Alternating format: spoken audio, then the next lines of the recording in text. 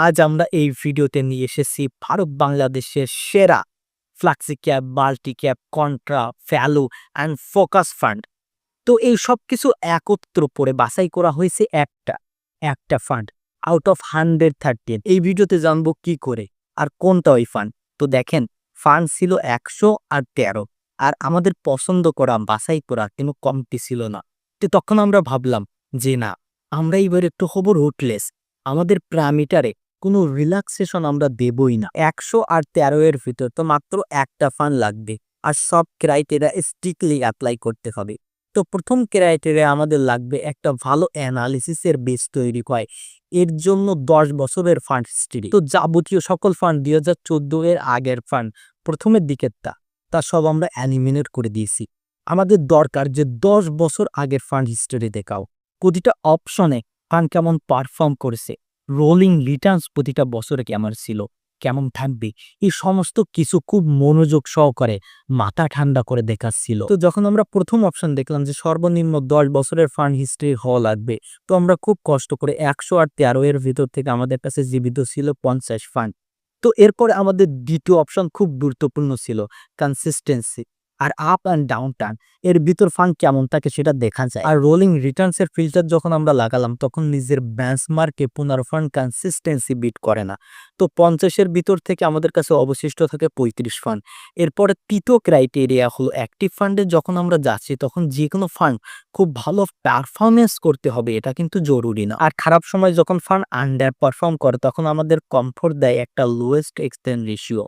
তো ধরলাম ফান্ড খারাপ পারফর্ম করছে কিন্তু অতিরিক্ত ফিস তো নেয়নি, তো মিডিয়াম কমফোর্ট পাওয়া যায় যদি এক্সপেন্ড রেশিও কম থাকে। তো মূলত যখন আমরা ক্যাটাগরি এভারেজ থেকে এক্সপেন্ড রেশিওকে তুলনা করেছি ইন 35 ফান্ড, তো আমাদের কাছে বেঁচে ছিল 18টি এমন ফান্ড যার হিস্ট্রি খুব ভালো ছিল, 10 বছরের হিস্ট্রি ছিল, রোলিং রিটার্নসের উপর অনেক ভালো পারফর্মও করেছে, যেগুলো ক্যাটাগরি এভারেজ থেকে কম এক্সপেন্ড রেশিও চার্জ করে। তো এটা খুব ভালো একটা প্যাকেজ, কিন্তু এই সমস্ত ফিল্টার লাগানোর পর আমাদের কাছে বেঁচে ছিল 18 ফান্ড।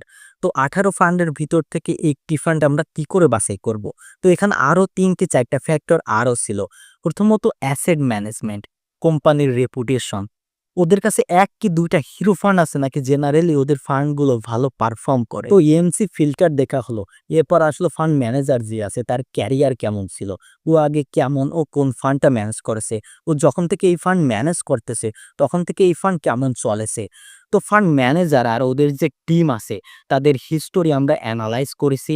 তারপর আমরা এসেছি চার্নিং এ, কোন ফান্ড কতটা চার্নিং করে থাকে, যতটা বেশি চার্নিং হবে তার থেকে এটা বোঝা যায় যে এই ফান্ড নিজের ফিলোসফিকে নিয়ে, নিজের স্টাইলকে নিয়ে, নিজের ম্যান্ডেটকে নিয়ে ক্লিয়ার না। চার্নিং আমাদের জন্য কখনো কখনো কনফিউশন দেখাতো। তো লোয়ার চার ইজ অ্যান ইম্পর্টেন্ট ফ্যাক্টর। তো এই 3টে অপশন যখন আরো বেশি লেগে গেল তখন 80 ফান্ডের ভিতর থেকে 4টা এরকম ফান্ড আমরা পেলাম যেগুলো আসলেই খুব ভালো লাগছিল আমাদের কাছে। তো এখন আমার না ফান্ডের নাম সবসময় মনে থাকে না। তো আপনার স্ক্রিনের সামনে রয়েছে 4টা ভারতবর্ষের সেরা ফান্ড, খুব ভালো রেপুটেশন এএমসি আছে, ট্র্যাক রেকর্ডও ভালো আছে ফান্ডের, বোলিং রিটার্নসও ভালো আছে, এক্সপেন্ড রেশিও ম্যানেজেবল। তো এই 4টা এরকম ফান্ড যার ভিতর থেকে উইনার বাছাই করা প্রচুর প্রচুর ডিফিকাল্ট।